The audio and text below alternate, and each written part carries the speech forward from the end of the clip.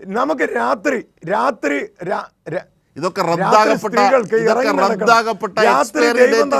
ഉറങ്ങാനാണ്, വീട്ടിൽ കിടന്ന് ഉറങ്ങണം.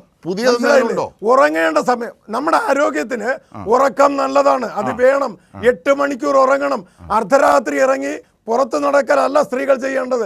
അവർ വീട്ടിൽ ഉറങ്ങണം, ഉറങ്ങി അവരുടെ തീരുമാനിക്കണം. അത് അജിത്തല്ല തീരുമാനിക്കേണ്ടത്, വസ്ത്രം അത് അജിത്തല്ല തീരുമാനിക്കേണ്ടത്. ഇത്തരം വാചകങ്ങളുമായി ഇനി മുമ്പോട്ട് പോകാനാകില്ല. അത് അവർ തീരുമാനിക്കും.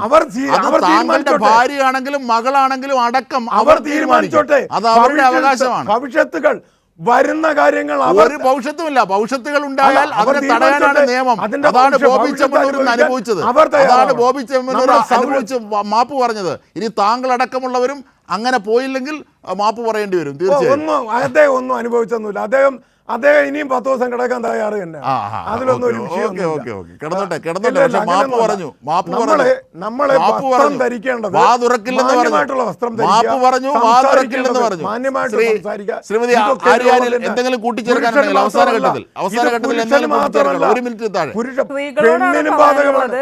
നിങ്ങളുടെ ആഗ്രഹപ്രകാരം ജീവിക്കുക, ഇഷ്ടമുള്ള സമയത്ത് നടക്കാൻ തോന്നുവാണെങ്കിൽ നടക്കുക, സ്വന്തം ഇഷ്ടപ്രകാരം പണിയെടുത്ത് അധ്വാനിച്ച് ജീവിക്കുക. വേറെ ആരുടെയും കേൾക്കേണ്ട ആവശ്യമില്ല.